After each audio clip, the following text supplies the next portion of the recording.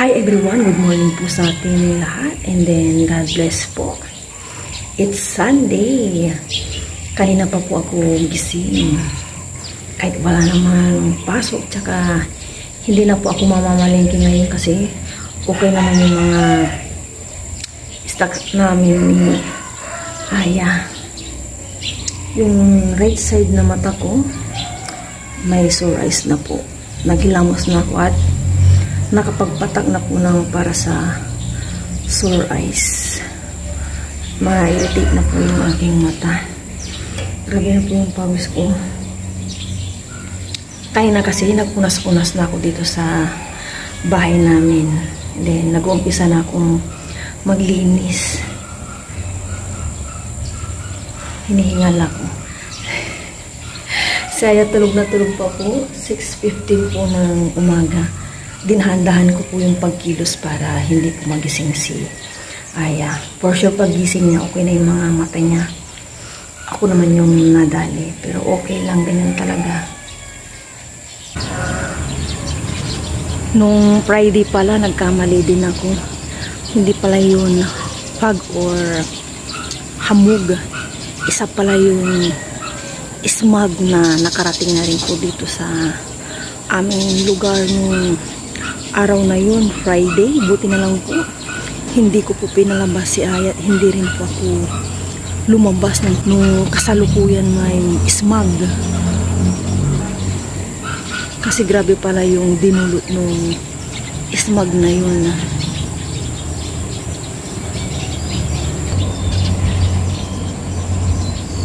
Ang sarap po ng simoy ng hangin. Malamig eh.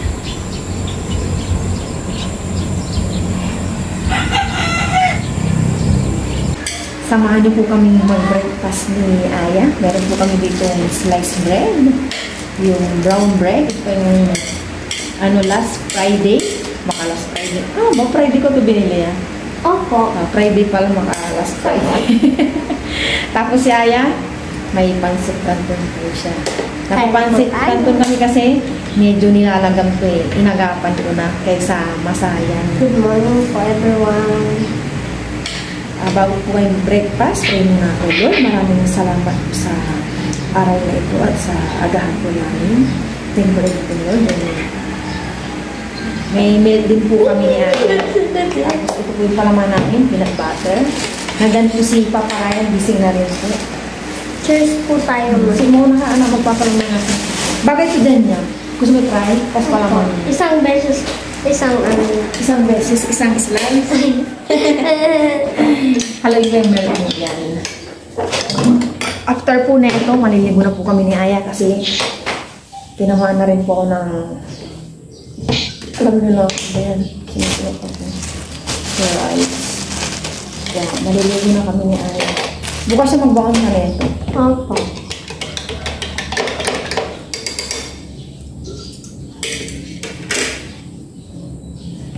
Kahit po tayong lahat. Cheers po tayo, ma. Tan po natin si mama. Cheers! Thank you, Lord. So, para po sa inyo, kain po tayong lahat.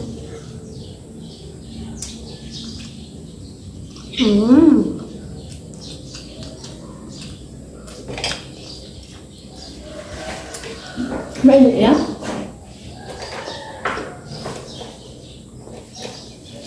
Dito lang. Opo.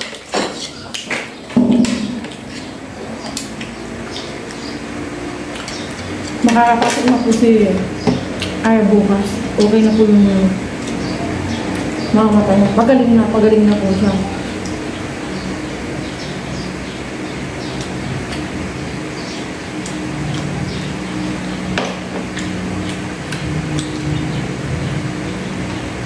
Para man lang kita nito.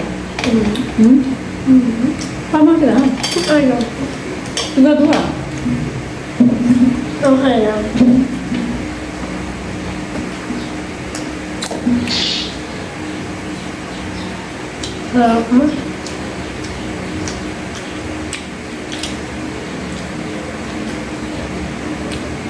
Kapag nakapahindag na tayo, maliligo na.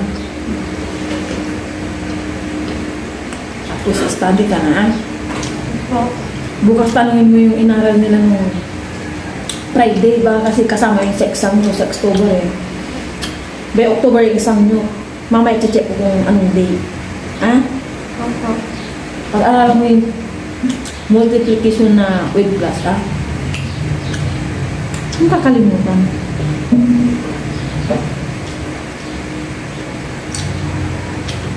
Cheers!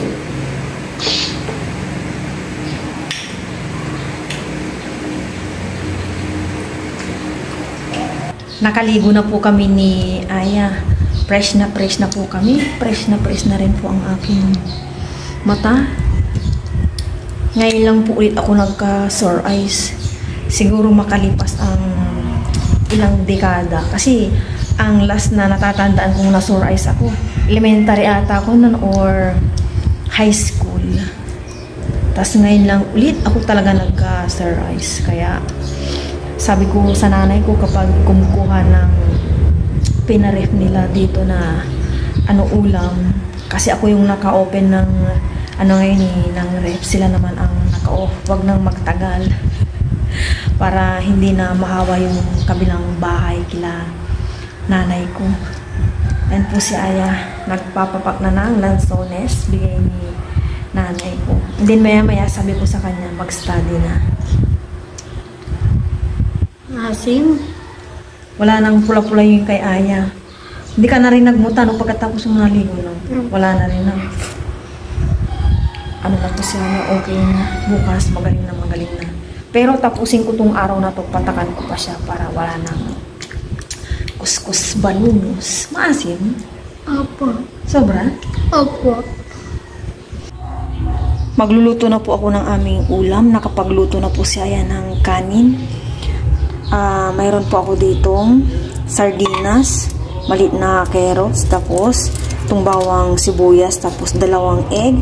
Nakaready na rin itong pepper and then yung salt, tapos yung harina. Gagawa po ako ng tortang sardinas. Try ko po kung hindi siya pumalpak. Kakanood ko lang po. Kasi hindi po talaga ako magluluto ng ngayon, ulam. Kasi nagulay po ang aking nanay ng munggo. Hindi na daw ako magluluto at bibigyan na lang daw kami ni Aya. Pero naisipan ko itong gawin. Kahit magbigay pa sila ng ulam pang mamayang gabi namin ni Aya. Prepare muna ako ng aking mga gagamitin. Maglalagay na ako dito ng Nga pala. Ayan na, kayo din naman. Yan. Unahin ko itong prepare itong bawang sibuyas para mamaya ilagay ko na lang lahat.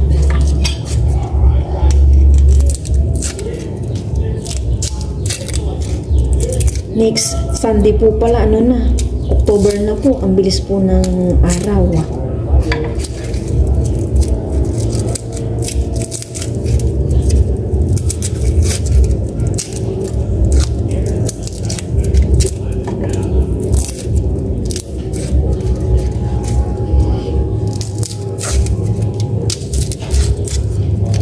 Balatan ko muna ito lahat.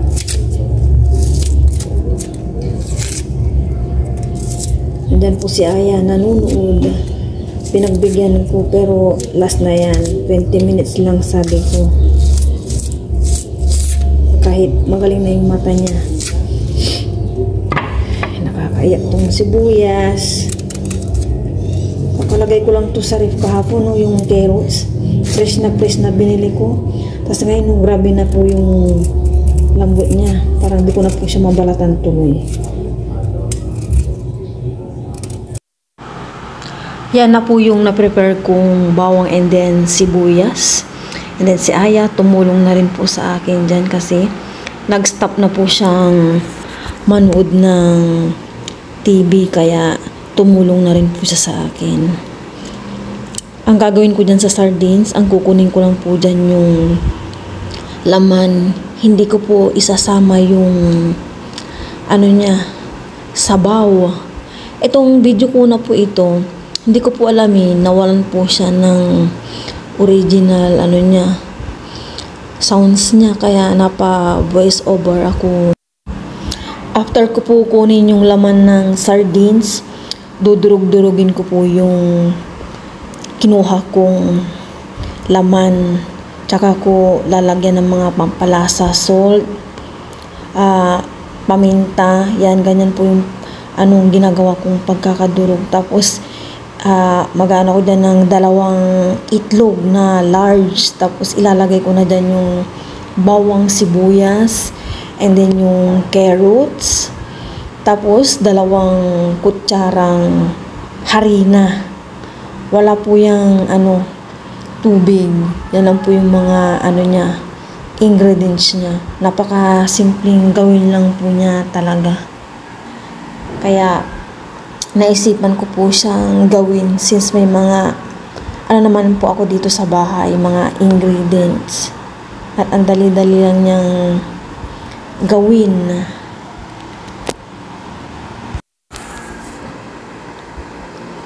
Yan, naglalagay na po ako dyan ng paminta. Si Aya patuloy pa rin nag-i-slice ng isang carrots. Maliit lang po yan na carrots eh. Tapos, dyan naglagay na rin po ako ng asin. Tapos, bago ko ilagay yung mga iba, syempre yung egg muna. Nalaglag pa yung shell. May naiwan dyan na shell, kaya syempre tinanggal ko muna para hindi namin makain. Gustong gusto po talaga ni Aya tumutulong sa akin sa pagluluto, kaya nagluluto ako. Lumalapit po siya sa akin kahit na nag-study siya. Gusto niya po talagang tumulong at hinahayaan ko lang din po siyang tumulong sa akin magluto para pagdating ng araw, marunong na po siyang magluto. Bago ko pala ilagay dyan yung bawang tsaka sibuyas, tapos mga natitira ingredients na carrots, minix ko munang maigi yung dyan. Kumbaga, binig ko munang maigi yung itlog para mahalo-halo yung itlog ng maigi. Nahalo ko ng maigi yung itlog, kaya nilagay ko na yan sibuyas and then bawang. Tsaka yan, maglalagay na rin ako ng 2 kutsarang harina. Nag-try lang ako ngayon.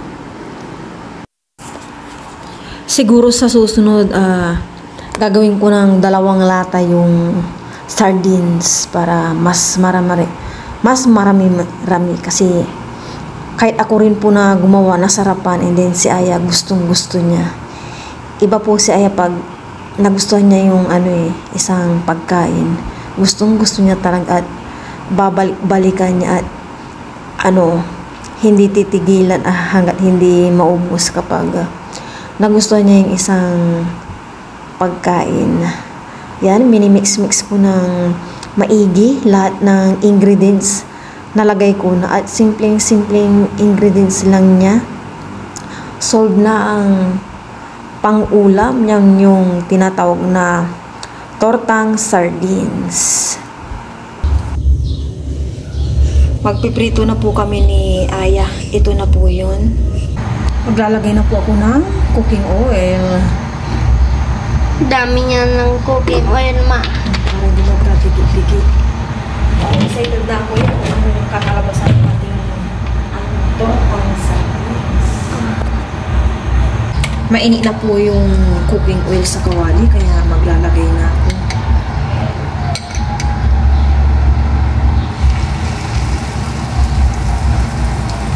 Sana hindi po ma-failed. Ipisan ko lang.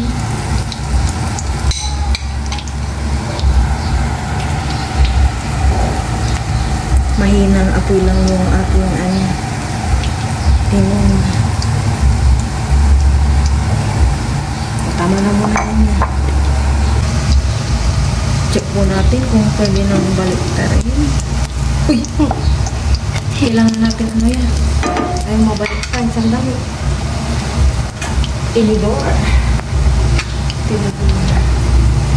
Makalalay ba? Yun! Wow! Ang sakit.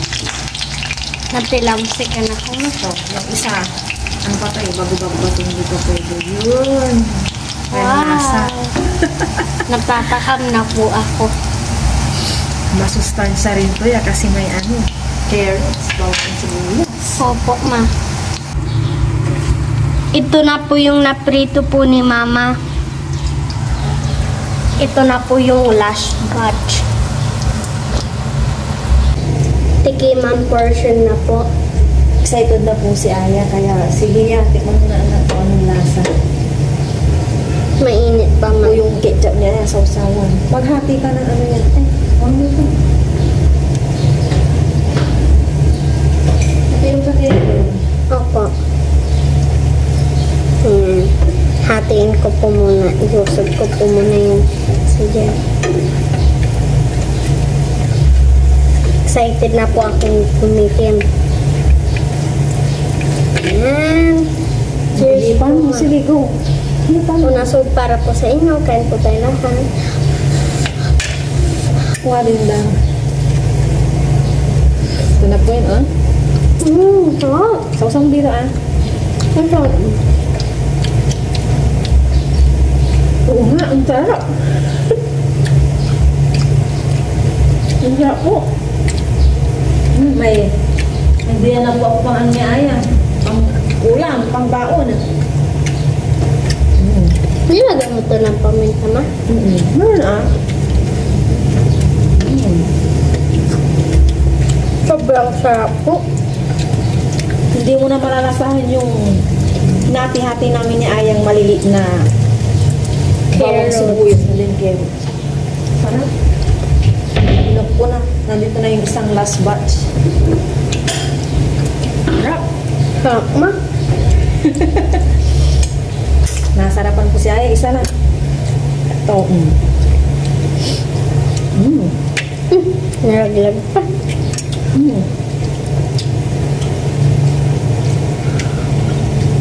Sarap mo. Opo, Try nyo din po. Ang sarap. gayahin niyo po yung ginawa po namin ni Mama. At ginaya lang din namin po. Sobra parang sarap. The best. Diba? Opo, ma. Parang kaya ko tong ubusin lahat, ma. Ito na po yung aking tortang sardinas. Ito po lahat yung nagawa ko sa isang latang sardines. Kakain na po kami ni Aya ngayon ng lunch. Early lunch kasi 11:30 pa lang magutom na. And then gusto ko kasi i-rest yung aking mga mata. Kaya kakain na po kami. Kain po tayong lahat ng pananghalian. Sabayan nyo na naman po kami ni Aya sa aming pananghalian. Kain po, pero bago po yun, pray muna po. Lord, maraming salamat po sa aming lunch ngayon. Sa araw-araw, thank you for everything. Lord, yun lang po. Amen. Let's see. Ito na po yung tortang sardines. 3 piraso na lang kasi nagbigay din ako kila nanay ko para matikman nila. Tapos, kuha ka na anak. Nagbigay sila nanay ko ng sisig. And then itong munggo. Ito po. Munggo na ang lahok is chicken. Tapos may dahon ng ampalaya. Tapos, ano ba ito? Talong. Kain po tayo lahat. Cheers po tayo, ma. Mukhang favorite po ni Aya to agad, oh. Kinuha niya agad. Ano, ito, try ko itong ano. Masarap sisig. yan, ma. Cheers, ya. Kain po tayong lahat. Cheers! Thank you, Lord. Unasong para po sa inyo. Kain po tayo lahat. Sarap nga. Masawang.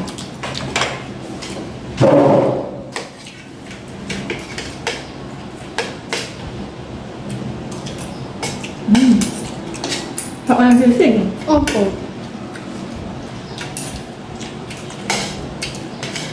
Ma, wala pong tinik kasi chicken ito.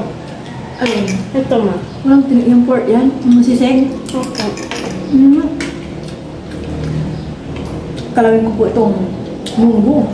Hindi ginalaw ni Aya. Pag hindi ginalaw, may mamayang gabi. Di ba ya? Opo po, ma. Mm.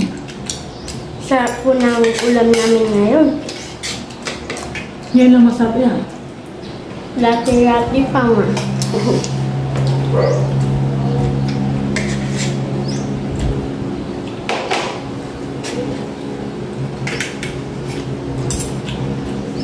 Madali ang luto lang po itong anong totang Sardines. sardinas. Ang dali lang po namin niluto niya. Ayan. Wala po kaming 30 minutes. Nanonood lang ako kanina sa Facebook, tapos maya, nakita ko, parang ang dali ito tapos may mga ingredients ako, kaya ginawa ko siya ngayon. Try ko naman. Sabi ko, tapos yun nga, di naman filled yung aming totang sardinas, sarap. Opo.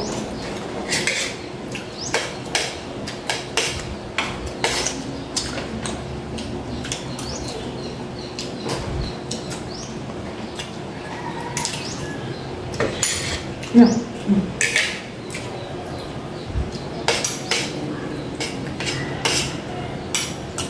Ang daming bawang sibuyas.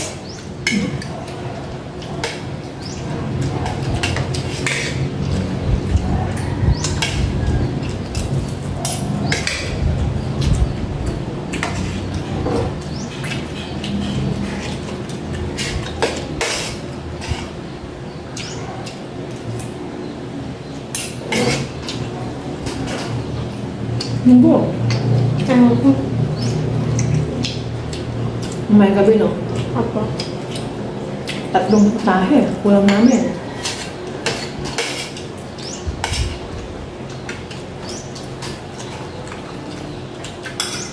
Ketchup. Kaya po. Parang hindi natin nalalasan yung bawang sibuyas, no? Opo.